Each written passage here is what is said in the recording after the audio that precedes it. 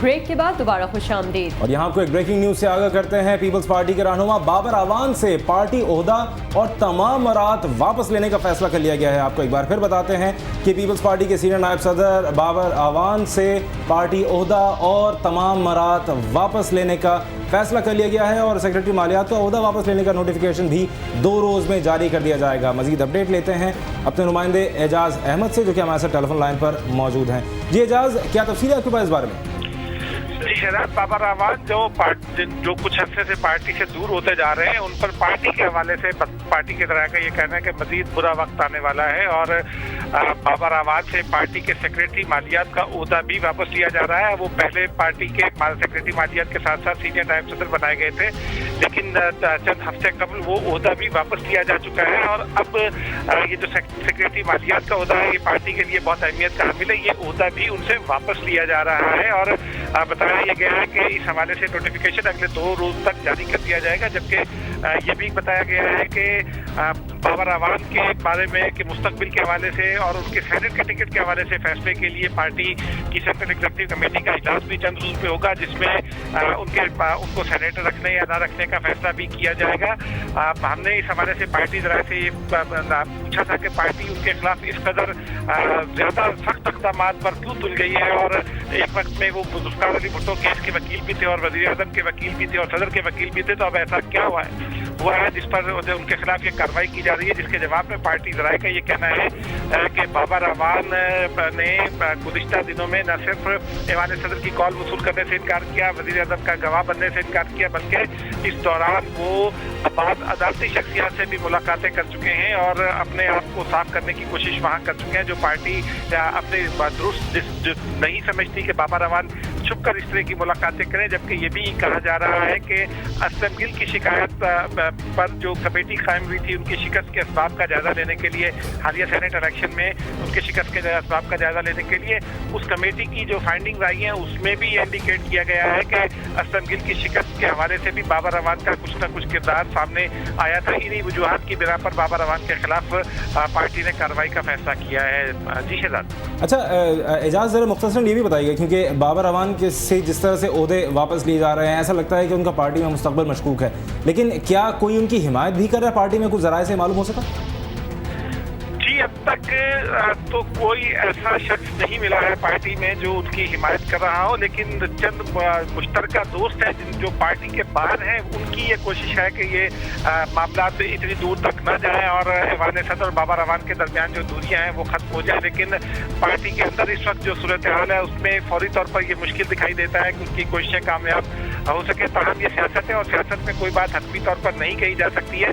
इस बात के इम्कान जरूर हो सकते हैं कि अगले कुछ अर्से में बाबर अवान दोबारा पार्टी की सफ़ों में उसी एतमाद के साथ वापस आ जाए जो उन्हें चंद महीने पहले तक हासिल था। ताहम इस वक्त तक बाबर अवान के साथ पार्टी के अंदर जो पार्टी के पुराने लोग हैं उनमें से कोई भी बाबर अवान के साथ खड़ा हुआ दिखाई नहीं दे रहा है। जी शहजाद। ठीक है, बहुत बहुत शुक्रिया एजाज अहमद हमें अपडेट करने का। पीपल्स पार्टी के रहनुमा डॉक्टर बाबर अवान से न सिर्फ पीपल्स पार्टी के सीनियर नायब सदर का ओहदा वापस लिया गया है, बल्कि उसकी मराद भी वापस ले ली गई हैं और साथ साथ सेक्रेटरी मालियात का ओहदा, जो कि पार्टी में इंतहाई अहम शोबा है, उसकी सदारत भी सेक्रेटरी मालियात के ओहदे से भी उनको हटाने का नोटिफिकेशन 2 रोज़ में जारी कर दिया जाएगा। हमारे नुमाइंदे एजाज अहमद हमें अपडेट कर रहे थे। उधर सिंध हाई कोर्ट ने वजीर आजम के नाअहली के लिए दायर दरख्वास्त गैर मौसर होने पर खारिज कर दी। सिंध हाई कोर्ट के जज जस्टिस मकबूल बाकर की अदालत में एडवोकेट मौलवी इकबाल हैदर की जानिब से दायर दरख्वास्त में मौक़िफ़ इख्तियार किया गया था कि सुप्रीम कोर्ट के फैसले के बाद वज़ीर आज़म सैयद यूसुफ रज़ा गिलानी अवामी ओहदे के अहल नहीं, लिहाजा उन्हें नाअहल करार देते हुए अवामी ओहदे से हटाने के अहकाम दिए जाएँ, जिस पर अदालत ने रिमार्क्स दिए कि दरख्वास्त गुजार ने ताज़ा रेफरेंस दरख्वास्त में शामिल नहीं किए। बाद में अदालत ने दरख्वास्त गैर मौसर करार देते हुए खारिज कर दी।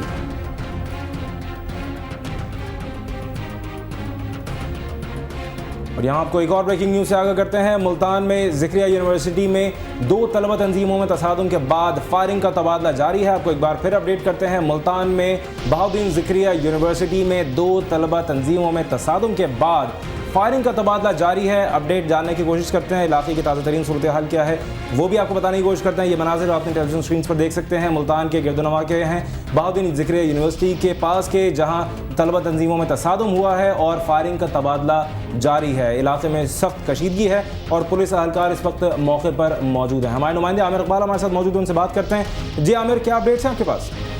जी, ये दो तलबा तंजीमों जमीयत और BSF के दरमियान तसादुम हुआ है कुछ ही देर पहले। यहाँ पर जमीयत के तलबा अली हॉल है BZU के अंदर ही, उसके सामने ग्राउंड में जमा है काफ़ी तादाद में, जबकि BSF के जो स्टूडेंट हैं वो अली हॉस्टल हॉल की ऊपर छत पर मौजूद है और उसके अंदर मौजूद है। यहाँ पर पुलिस की भारी नफरी है। जमीयत के तलबा का कहना है कि रात 10 बजे इंजीनियरिंग डिपार्टमेंट के इनके तालिब इल्म ज़काउल्लाह को जिसका ताल्लुक कौंसा शरीफ से है, तो उसको BSF के स्टूडेंट ने अगवा किया हुआ है, जिसकी वजह से वो सरापा एहतजाज है। आज इनका उसी वजह से यहाँ पर इन्होंने थोड़ा सा एहतजाज भी किया, आपस में थोड़ा सा तसादुम भी हुआ। दूसरी बात आपको ये भी बताता चलूँ, यहाँ पर फायरिंग भी हुई। हॉस्टल पर जो स्टूडेंट खड़े हुए हैं उन्होंने हवाई फायरिंग भी की और पुलिस की भारी नफरी यहाँ पर मौजूद है और कशीदगी बहुत ज्यादा है। यूनिवर्सिटी को ताल अभी तक सील कर दिया गया है। यहाँ पर पुलिस SP शोएब जो मुतल्लिका SP उनसे भी हमारी बात हुई, उनका कहना है कि हम ज़काउल्लाह को आज़ाद कराने की कोशिश कर रहे हैं, दूसरी पार्टी से हमारी नेगोशिएशन हो रही है, बातचीत हो रही है, लेकिन अभी तक उस ज़काउल्लाह जो इंजीनियरिंग के सेकंड सेमेस्टर के स्टूडेंट हैं उनको अभी तक रिहा नहीं कराया गया। और यहाँ पर तलबा का ये भी कहना है, जमीयत का कहना है कि रात तकरीबन 10 बजे उसे अगवा किया गया और रात 1 बजे हमने मुतल्लिका थाना बहाउद्दीन ज़िक्रिया में जाकर एप्लीकेशन भी दी, लेकिन पुलिस ने कोई अपनी रवायती हटदर्मी नहीं की और उन्होंने कोई उस पर FIR नहीं की और कोई एक्शन नहीं लिया। आज तसादुम के बाद पुलिस ने आए हैं यहाँ पर और भारी नफरी जब एहतजाज हुआ तो पुलिस की भारी नफरी है। यहाँ पर DSP भी मुतल्लिका मौजूद है, SHO भी मौजूद है, पुलिस की भारी नफरी मौजूद है, मुतल्लिका SP शोएब भी यहाँ पर मौजूद है। अभी तक ज़काउल्लाह का कोई पता नहीं चल सका, जिसका ताल्लुक इंजीनियरिंग डिपार्टमेंट से है और वो बेसिकली यहाँ के करीबी इलाका है, नवाई इलाका है, तोसा वहाँ का वो स्टूडेंट था।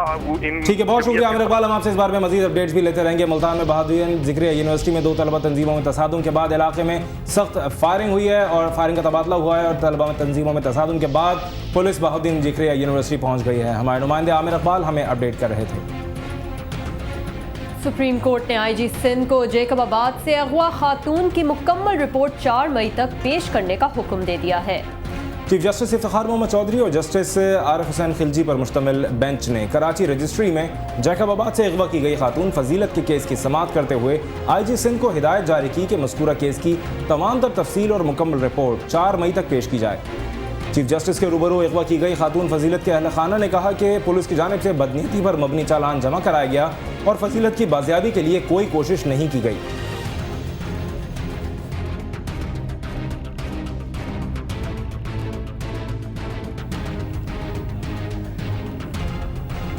और पाक फौज के मुख्तलिफ शोबों में तकर्रियाँ और तबादले किए गए हैं। मेजर जनरल आसिम सलीम को ISPR का नया DG मुकर्रर किया गया है। बिल्कुल, एलामिया में कहा गया है कि IGFC major general Nadir Zeb DHRD की तौर पर तैनात कर दिए गए हैं।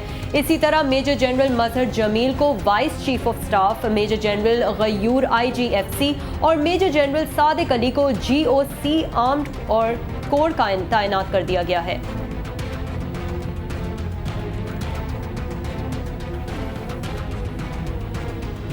उधर अलकायदा के मकतूल सरबराह उसामा बिन लादेन के अहल खाना को सऊदी अरब रवाना कर दिया गया है।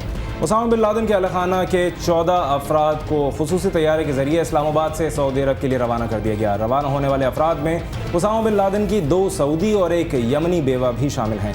वज़ारत दाखिला के मुताबिक उसामा के अहल खाना को उनकी मर्जी के मुताबिक पाकिस्तान से रवाना किया गया। उसामा के अहल खाना की मुल्क बदरी के अहकामात अदालत की तरफ से जारी किए गए थे।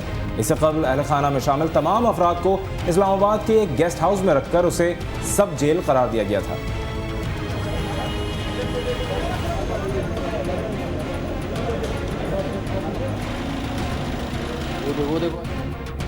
नौजवानों में बैंकारी को मकबूल बनाने के लिए अलाइड बैंक ने मुल्क में किसी भी बैंक की जानिब से पहली यूथ ब्रांच की बुनियाद डाली है।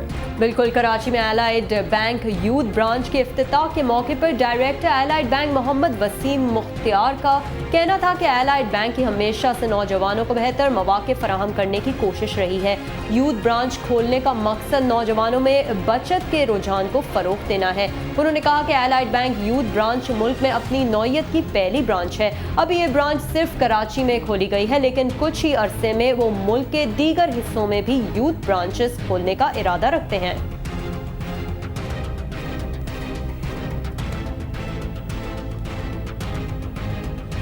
नाज़रीन, स्पेन के शुमाल में तंद और तेज हवाओं ने बिलबाओ के हवाई अड्डे पर तैयारों को ड्रामाई लैंडिंग पर मजबूर कर दिया।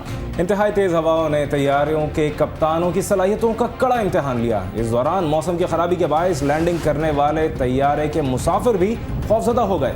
तेज हवाओं की वजह से बाज़ तैयारों के कप्तानों ने लैंडिंग के मरहले को मुलतवी कर दिया। स्टेट मेट्रोलॉजिकल एजेंसी के मुताबिक बिलबाओ के लुई एयरपोर्ट पर चलने वाली हवाओं की रफ्तार 65 किलोमीटर फी घंटे तक पहुंच गई। तेज हवाओं के बीच तैयारे ज़मीन के करीब पहुंचते तो हवा के शदीद दबाव के सबब उन्हें ज़बरदस्त हिचकोले खाने पड़ते। बाज़ कप्तानों को लैंडिंग के लिए एक से ज़ायद बार भी कोशिश करना पड़ी। मौसम की नामुनासिब सूरत हाल की वजह से कोई परवाज़ मनसूख तो नहीं हुई, लेकिन कप्तानों को महारत के कड़े और सब्र आज़मा इम्तिहान से गुजरना पड़ा।